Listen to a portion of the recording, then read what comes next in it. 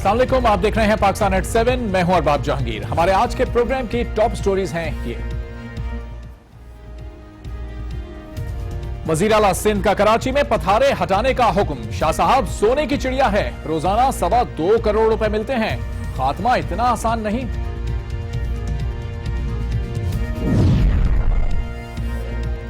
और खवातीन के लिए कवानीन कई, अमल कहीं नहीं। क्या 364 दिन के शिकवों की सिर्फ एक दिन में सुनवाई मुमकिन है?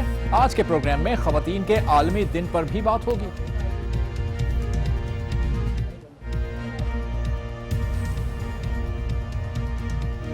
सिंध हुकूमत इन दिनों तजावुजात के खात्मे की मुहिम पर है। मुसलसल तजावुजात हटाने के लिए कार्रवाइयां कर रही है। कल ही गुलशन इकबाल के हुसैन हजारा कोट में सर्कुलर रेलवे की जमीन वागुजार कराने की कोशिश की गई। आयशा मंजिल से वाटर पंप तक पथारे हटा दिए गए और अब वजीर आला सिंध ने इन कार्रवाइयों का दायरा पूरे शहर तक फैलाने का फैसला कर लिया है। वजीर आला सिंध ने शहर भर से पथारे हटाने का हुक्म जारी कर दिया है। यह बहुत अहम डेवलपमेंट है। सिंध हुकूमत का अहम फैसला है जो आज वजीर आला हाउस में होने वाले इजलास में किया गया। लेकिन इससे भी ज्यादा अहम आज उसी इजलास में कमिश्नर कराची की ब्रीफिंग है, जिसमें उन्होंने कराची में पथारों से मुतालिक आदादो शुमार पेश किए हैं। बताया है कि कराची में 1.5 लाख पथारे हैं और हर पथारा रोजाना 150 रुपए देता है, यानी हर रोज इन पथारों से लगभग 2.5 करोड़ रुपए जमा किए जाते हैं। वैसे तो ये एक ओपन सीक्रेट है, सब जानते हैं कि कराची में पथारे किस तरह लगते हैं, किस तरह सरकारी अहलकार इन पथारों से पैसे वसूल करते हैं, ये माफिया किस तरह काम कर रहा है। लेकिन ये शायद पहली बार है जब सरकारी सतह पर इसका एतराफ हुआ है। पहली बार आदाद और शुमार पेश किए गए हैं। इन पथारों से जमा होने वाली रकम का फिगर कोई सामने आया है, लेकिन पथारों से जमा होने वाला ये पैसा जाता कहां है, इसके कमिश्नर कराची ने इजलास में वजाहत दी और ना ही वजीर आला सिंध ने पूछने की जहमत की। बात आई गई हो गई, लेकिन ये एक हकीकत है कि कराची में पथारों से रोजाना करोड़ों रुपए जमा होते हैं। ये करोड़ों रुपए की कमाई है, जिसमें पुलिस, बल्दिया समेत कई इदारों के अफसरान मुलव्विस हैं। ऊपर से नीचे तक सबको हिस्सा मिलता है और ऐसे में इन पथारों का खात्मा इतना आसान टास्क नहीं। इन हालात में वजीर आला सिंध के अहकामात पर अमल कैसे होगा, पथारों का खात्मा कैसे मुमकिन होगा, आज के प्रोग्राम के पहले सेगमेंट में इसके, लेकिन पहले एक ब्रेक प्रोग्राम में शामिल करेंगे। आप देखते रहिए पाकिस्तान एट 7।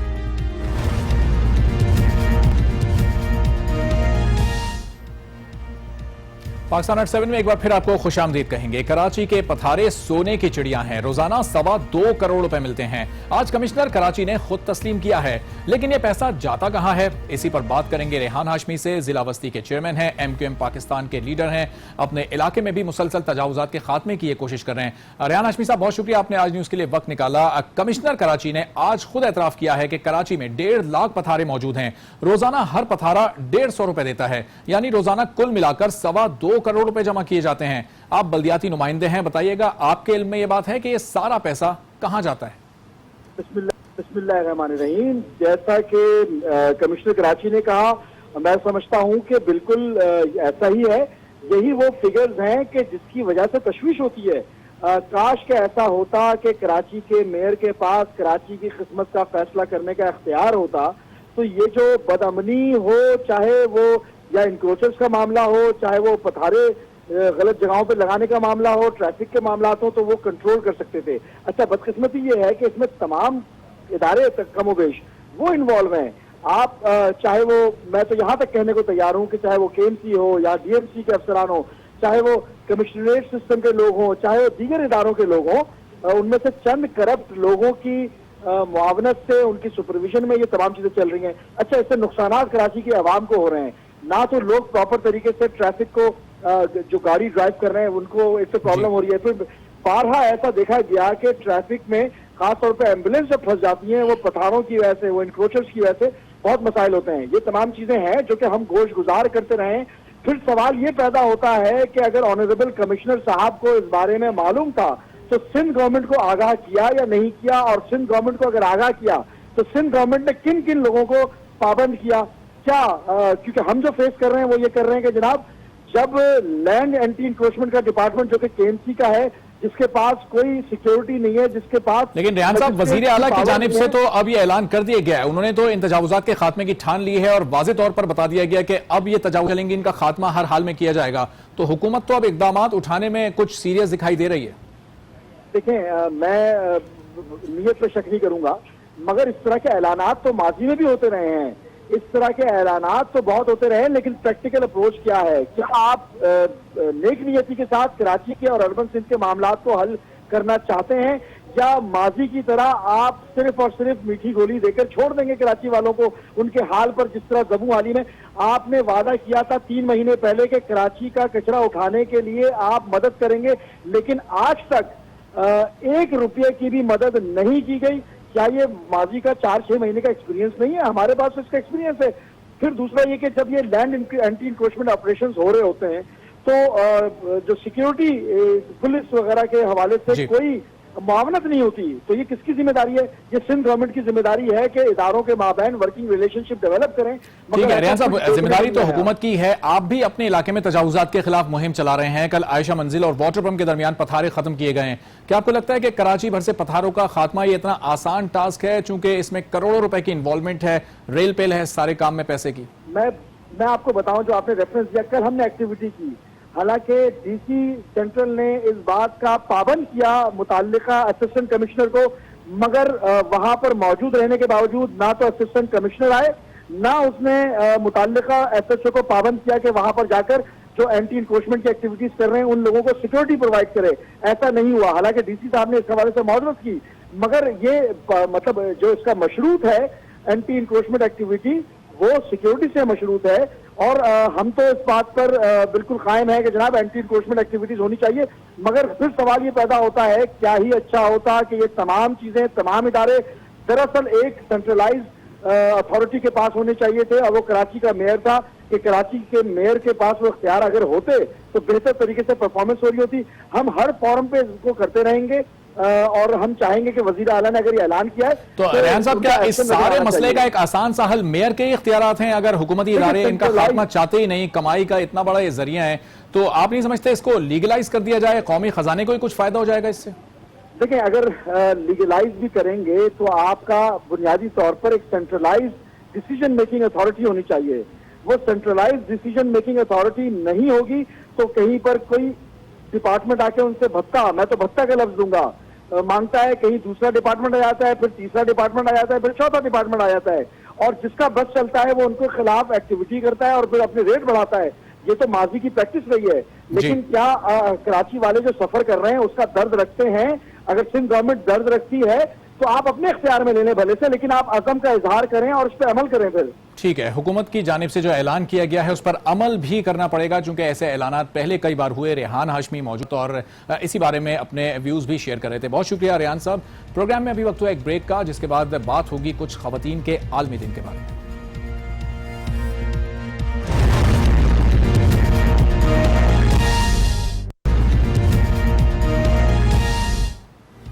पाकिस्तान एट 7 में एक बार फिर खुशामदीद। आज खवातीन का आलमी दिन है। सुबह से ही मीडिया पर खवातीन के हुकूक की बातें हो रही हैं, सक्सेस स्टोरी चलाई जा रही हैं, कई सेमिनार्स हुए हैं। खवातीन के लिए आज से पैक्सी यानी पिंक टैक्सी के नाम से मखसूस टैक्सी सर्विस का भी आगाज कर दिया गया है, जिसकी ड्राइवर भी खवातीन और मुसाफिर भी सिर्फ खवातीन ही होंगी। पिछले साल वुमेन प्रोटेक्शन बिल मंजूर कर लिया गया। पाकिस्तानी खवातीन को हिरासा करने के खिलाफ कानून मौजूद है। हाल ही में खवातीन की आवाज ऐवान तक पहुंचाने के लिए केपी हुकूमत की जानिब से जमा आवाज के नाम से हेल्पलाइन कायम कर दी गई है। बज़ाहिर तो सब अच्छा है, लेकिन हकीकत में हम अभी भी खवातीन को महफूज नहीं बना सके। अब भी पाकिस्तान में रोजाना 2 से 3 खवातीन कत्ल की जाती हैं या फिर बदतरीन तशद्दुद का निशाना बनती हैं। सिर्फ केपीके की बात करें तो पिछले 2 माह में 3 खवातीन को गैरत के नाम पर कत्ल किया जा चुका है। एक पर कई बार कातलाना हमला हो चुका है। आदादो शुमार तल्ख हैं, लेकिन सवाल यह है कि क्यों हम कवानीन बनाने के बावजूद अब तक खवातीन का तहफ़्फ़ुज़ यकीनी नहीं बना सके। मामले पर बात करेंगे। ब्यूरो चीफ पेशावर फरजाना अली हमारे साथ मौजूद हैं। फरजाना, क्या वजूहात हैं? खवातीन के हुकूक के लिए इतने कवानीन पास होते हैं, लेकिन उन पर अमल क्यों नहीं हो पा रहा? क्यों आज भी हमारे माशरे में खवातीन को महफूज तसव्वुर नहीं किया जाता? देखिए, जो कवानीन बनाए गए हैं उसमें इतने लैकुनस रखे गए हैं जिसकी वजह से जो जुर्म करने वाला है उसे बहुत ज्यादा आसानी हो जाती है खुद को बचाने के लिए। आपने जिन कवानीन का जिक्र किया, जैसे खवातीन को हरासा करने के खिलाफ जो एक कानून है, या ऑनर किलिंग के हवाले से कानून है, और मुख्तलिफ तेजाबगर्दी के हवाले से भी जो एक कानून है, सबको अगर हम उनका जायजा लें तो कहीं ना कहीं कोई ना कोई खामी और कमी रह गई है जिसकी वजह से मुश्किल हो जाती है। मिसाल के तौर पर अगर हरासमेंट के एक्ट को ही देख लें, आप मुझे बताएं कि सिर्फ पब्लिक यूनिवर्सिटीज या पब्लिक जो ऑर्गेनाइजेशन या इंस्टीट्यूशंस हैं उनको ही देख लें तो कितने हैं जिन्होंने कि इस पे कमेटीज बनाई हैं।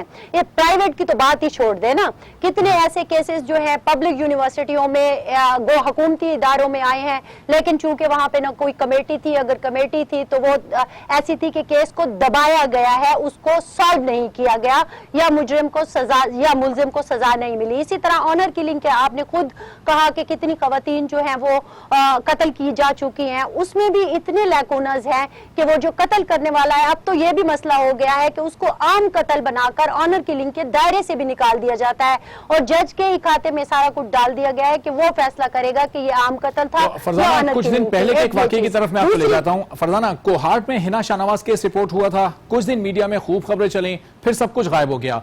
उस स्टोरी का क्या हुआ? क्या कातिल पकड़े गए उसके? जी बिल्कुल, 7 लोग उसमें जो नॉमिनेटेड थे वो पकड़े गए हैं। मेन जो उसका किरदार था, मुलजिम था, वो भी पकड़ा गया। लेकिन मसला ये नहीं है, मसला मैं आपसे यही कह रही हूँ कि वो भी अगर पकड़ा गया है तो फिर क्या होगा। उस दिन से, जिस दिन से हिना कत्ल हुई थी, मेरी खुद फैमिली मेंबरान से, उनके भाई तो थे नहीं, बहनोई वगैरह से भी मेरी उनसे बात हुई, तो उनका रवैया ऐसा था कि वो उसने मुझे साफ कह दिया बहनोई ने कि देखें आप इसको ज्यादा इसमें उंगलियां मारने की कोशिश ना करें, मीडिया बहुत इसको हाईलाइट कर रहा है, हमारी पहले ही दुश्मनी है, इनके जो भाई हैं हिना के वो भी दुश्मनी का शिकार हो चुके हैं, उनको कत्ल किया गया, अब हमारे ऊपर कहीं मुसीबत ना आ जाए तो खुदारा हमसे इसके इंटरव्यू मत लें। तो इतना रवैया अगर आप देखें रिलैक्टेंट होगा। अब हिना के तो पीछे बहने हैं, वो बेचारी क्या कर सकते हैं, उन्होंने ऑलरेडी एक दरखास्त जमा करवाई कि जनाब हमें धमकियां मिल रही हैं। इसका भी मुझे पता है कि अंजाम यही होगा कि राजीनामा हो जाएगा, जो कि मुझे लग रहा है। इससे पहले अगर आप केपी हुकूमत की जानिब से खवातीन की आवाज बुलंद करने के लिए हेल्पलाइन का जो सिलसिला शुरू किया गया था, वो कितना कामयाब देख रही हैं आप? और ये भी बताइएगा कुछ केसेस फाइल हुए हैं उसमें? देखिए, जमा आवाज का जो किस्सा है वो केपी हुकूमत को पहले चाहिए था कि चलो ये भी हेल्पलाइन भी अच्छी चीज है, लेकिन सबसे पहले उन्हें डोमेस्टिक वायलेंस का जो कानून है वो बनाना चाहिए। पिछले 5-6 साल से वो जो है पहली हुकूमत में भी इस तरह लटका रहा, ये बनाने की इनकी विल ही नहीं है। जहां तक ये हेल्पलाइन का ताल्लुक है, बिल्कुल हेल्पलाइन बनाई गई है, लेकिन देखे ना 92122026 मतलब ये नंबर आप दे देते हैं, आप एक हेल्पलाइन बना रहे हैं और उसका टोल फ्री नंबर भी नहीं है। तो ये चीजें इनकी गैर संजीदगी की जो है वो तरफ इशारा करती है। मैंने पता किया 3-4 कंप्लेंट्स अभी तक आई हैं, और जब मैंने उन मुतलका लोगों से पूछा कि सिर्फ 3-4 कंप्लेंट्स, तो ये क्या, उन्होंने कहा कि जी वो हमें कुछ ज्यादा पता नहीं है, इसलिए हम चूंकि हम विमेन डे आ रहा था, हम उसके फंक्शन में बिजी थे, तो हमें पता नहीं है कि मजीद इसका क्या हुआ। हेल्पलाइन तो बना दी, उस तक अप्रोच करना मुश्किल है। फरजाना, आप आज खुद भी पाक अफगान बॉर्डर पर मौजूद थी, वहां से रिपोर्ट कर रही थी, वहां आपकी खवातीन से बात हुई है, उनको किन मसाइल का सामना करना पड़ता है ऐसे हालात में जो आजकल उन्हें दरपेश हैं? देखिए, मैं अभी थोड़ी देर पहले ही तोरखम से वापस आ रही हूँ, और जो खवातीन और जो बच्चों की हालत मैंने वहां पे देखी है, बरसती बारिश, तेज ठंडी हवा, खुला आसमान और बेयारो मददगार पड़े हुए वो लोग। अच्छा ठीक है कि आपने उनको वापस भेजना है, अगर आपने फैसला कर ही लिया है कि इन लोगों को वापस जाना ही है तो उनको जाने दें। उसके बावजूद मतलब ये कहना कि पासपोर्ट नहीं है, फिर पासपोर्ट है तो आप इस तरह, कल भी यही हुआ कि वो जो चूंकि बंद जगह थी तो सफोकेशन की वजह से एक खातून जाबाक हो गई थी। आज ये किया कि उन्होंने वो ऊपर जो शेल्टर्स थे उसको उठा दिए, और उस पे दूसरी मुसीबत ये हो गई कि बारिश हो गई और तेज ठंडी हवा चल रही थी, और दूसरी पे वो खवातीन जिस अंदाज से बैठी हुई थी, मैं आपको ये बताऊं कि इसमें अक्सर लोग इलाज मालजे के लिए आए हुए होते हैं। मैंने उनको रिपोर्ट भी किया, बेचारियों के 2-2, 3-3 ऑपरेशन हो चुके थे और वो जमीन पर बैठी हुई थी इस ठंड में।